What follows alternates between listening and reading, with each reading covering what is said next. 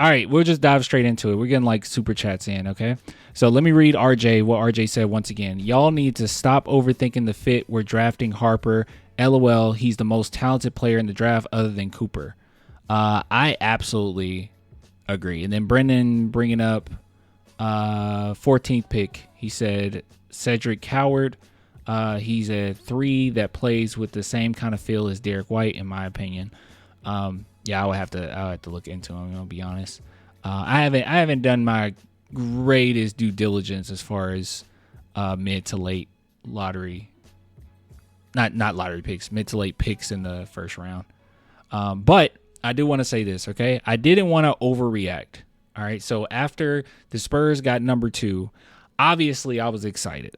Okay, I was very excited. But I wanted to just think about it for a second, okay? And I wanted to think about, because it was so much news coming out on the situation. We had Giannis, where he was coming out saying, hey, well, he didn't say this specifically, but it was reported that if he gets moved, he wants to move to a team that already has an established star. And we're like, hey, we have an established star, right? There was Brian Windhorst coming out saying, well, the Spurs and Houston Rockets are 2 teams you definitely need to look at. Obviously, us being in a better position even than the Rockets to make that happen. So I'm just kind of sitting there, and then the Spurs end up getting the 2nd overall pick, and I'm just like, okay, do we pick based on fit? Do we trade off this pick? Do you try to trade up, which you're not going to be able to? There's no way you're going to do. Yeah, I doubt you're going to be able to do that. And I doubt you would do that, right? I don't think it'll be worth it at that point where you have to get rid of a player and your 2nd round pick just to move up one spot, which Cooper Flag is amazing, but I wouldn't do it. All right. So it was a lot of questions that I had, and I was just thinking it through. I took a day, and I have to say, do nothing. Absolutely do nothing. And get Dylan Harper. I am fun. The agenda starts today. I am 120% on board with grabbing Dylan Harper. Absolute best player available. Very talented. I saw some people trying to make the argument that he's a ball dominant guard, which he can do it. But he's also shown that he's good off ball as well, right? He's nothing like Steph Castle, so don't take it as me saying that. When I say this, don't take me as saying that they're the same. But Steph Castle is another player where he's definitely can be on ball, but I don't think he's a ball dominant player, right? Like, I don't think he's that. He can do both. And that's how I see Dylan Harper. But guys, he has the pace. He has the fluidity. He has the craftiness. He has the strength. He has a lot. He's not the most athletic player in the world, but he is crafty, dude. Really crafty. Very high basketball IQ. Like, he's not a lockdown defender or anything, but he plays in the lanes beautifully. I mean, he is really good. And I don't mean good as in, oh, he'll be, pretty decent, role player for the team, or, he could be like a third option. I think this could end up being a multi-all-star type talent. He is really good. Very good. And as high as I am on Ace Bailey, even his mannerisms, we were going over like some of the interviews between him, or at least I think maybe I was doing this. I don't know if I was live when I did this. I think I did a little bit live and then a little bit on my own, but looked at some interviews between him and Ace Bailey. And Ace Bailey, as much as I love him, he more so come across as a player that's just nothing wrong with this, mind you, but one that's like just kind of enjoying the ride, right? And it seems like Dylan Harper is one that takes it very serious, like to the point where he wants to be great, or he wants to win first and foremost, no matter what. Where Ace Bailey is like, dude, he's really great at basketball, and he's like, I'm just happy to be here. He's more of that kind of personality. I know that might sound weird. It's no offense to Ace at all, right? Like, if the Spurs took Ace, I'm not going to trip about it. Okay, I'm not going to trip about it.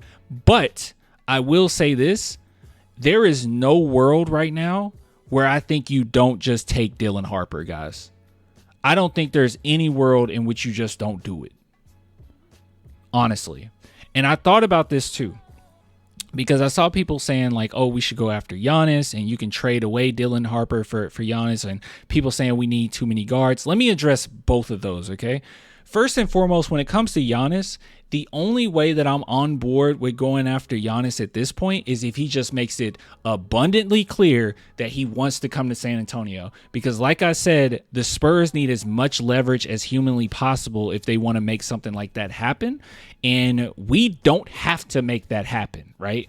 Like the Spurs kind of have an attitude, and they should, around the league of a team that's kind of like, you need us more than we need you, right? The Bucks are going to have to come off of Giannis, and Spurs can sit back and say, you need us. We don't have to do that. We can just stay on pace with the trajectory that we're going down, and we're going to be completely fine. They can just keep that motto going, right?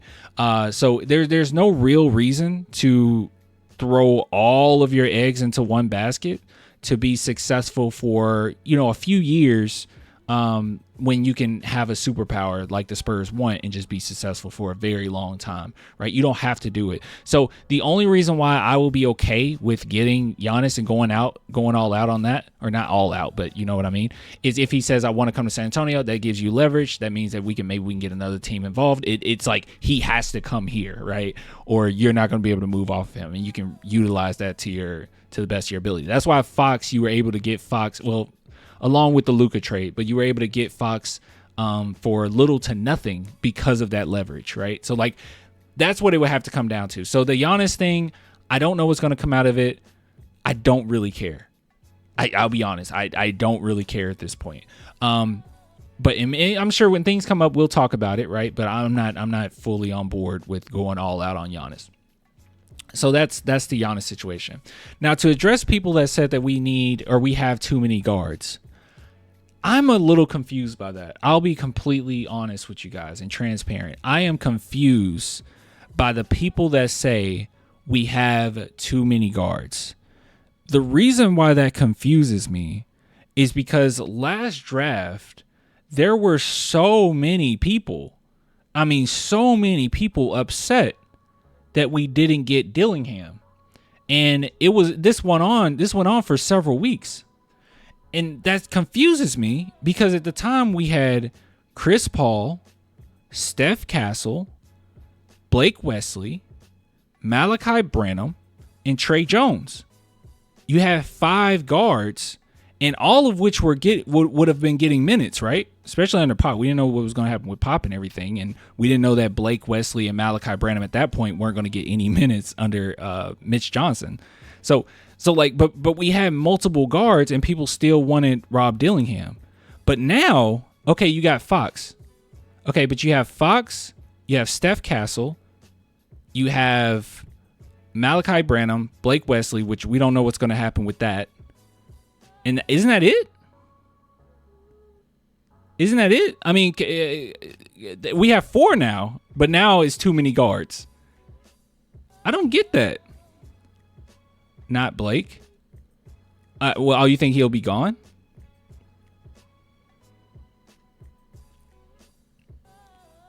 It's just confusing. It just confused me a little bit. Wesley and Branham are expendable. I do agree with, but that even adds more to my point, right? Before we had more guards that we definitely thought were going to be getting minutes, and now we have less guards, 2 of which that we feel like might be a little expendable. So like, what is this idea that we have too many guards? We do understand that having backup guards is important. Depth is important. And I completely agree with everyone that says that we need a small forward. I've said this too, that we need a small forward. But if you get the 2nd overall pick, you get the best player available and worry about the rest later. Because if push comes to shove, these picks are so valuable, right? These types of players are so valuable. Because if, yes, say you get 2nd overall pick, which there's no way in my mind that this is going to happen, right? I think he's NBA ready right now. He's going to be great. Potential rookie of the year, but probably be Cooper Flag. Let's be real. We got Wemby. You got Wemby, Castle. I mean, it's going to be a lot of guys taking shots. But if it doesn't pan out, a 2nd overall pick, you can move them. You can trade them and get a lot out of that. If it doesn't pan out, it will. But if it doesn't pan out, you can do that, right? It's going to be some team that says, oh, we can unlock that potential, right? Like, oh, he just needs to be in a better situation. Picks this high get a lot of grace. A lot of grace. And people saying like, oh, well, we got too many ball dominant guards. I don't agree with that either. I think De'Aaron Fox is more so a ball dominant. I would agree with that. He's more ball dominant for sure. Steph Castle isn't. Like, sure, he's good with the ball in his hands, but he doesn't have to have the ball in his hands to be effective. Like, he's shown, that was his whole thing at UConn. That's what made him special at UConn, that he could do both. And Dylan Harper, he actually can do both as well. He's good off ball. He's a really good off ball player. So just the idea that these are just ball dominant guards that just have to have the ball in their hands to be effective, like it's just a bunch of Trae Youngs running around, that's not true at all. So, yeah, see, Chase just said he's really effective playing off the ball. Yeah, you don't have to do it. So just don't worry about it too much. Castle's hybrid guard wing. Exactly. Castle can go 1, 2, or 3. That was his whole thing. And another thing, too, I know I'm saying a lot, guys. There's a lot of yapping, but just stay with me. Another thing, too, with Steph Castle is the whole reason why you grabbed him is because he could potentially be your future point guard, but he doesn't have to be. I don't think he's a full-time point guard. And maybe maybe we still need to see more, but I don't think Castle is a full-time point guard, which is fine. That's fine. But the idea that you have too many guards in 2025, in 2025 is crazy. Harper is 6'4". He's not a 3. Wait, who said he was a 3? I was talking about Steph Castle. Oh, no, somebody said Harper can also go 1, 2, or 3. Oh, I don't know if I agree with that. I don't know if I agree with that. He does have the strength, but yeah, someone say he's 6'4". He's 6'6" with shoes, but no, he's not a, yeah. Harper is 6'6". Yeah, he's 6'6" with shoes. 6'4" without him. I believe it's 6'4" without him. 6'4.5", I think. But yeah, so that's my take on it, right? I'm gonna push the agenda. I think it's Dylan Harper, and you figure out the rest later. To be honest with you guys, I think it's Dylan Harper. You figure out the rest later. He's that good, and I don't know if I would just pass up on that. Right? You don't get too many opportunities like this, and honestly, guys, this is probably going to be the last. Keep this in mind too. This is probably going to be the last time we get this high of a pick for a very long time. Very long time. Because now I expect the Spurs to start making the playoffs. And, well, actually, I take that back. Funny enough, if you do decide to not pursue Giannis, you might actually get a high pick again, okay, because of the Atlanta Hawks. Because I'm assuming if you go after Giannis, you're going to have to give up those Atlanta Hawk picks, because they're going to be much valuable to anything we can do personally. But as far as our personal picks, this is probably the last time we're going to see it for a very long time, right? Everybody my age will be middle-aged men at that point, when we get to that point, right? So yeah. But that's my talk. That's my TED talk. Keldon is 6'5". He actually small forward. Yeah. You need a small forward, but you can get that at 14. You go after the best available.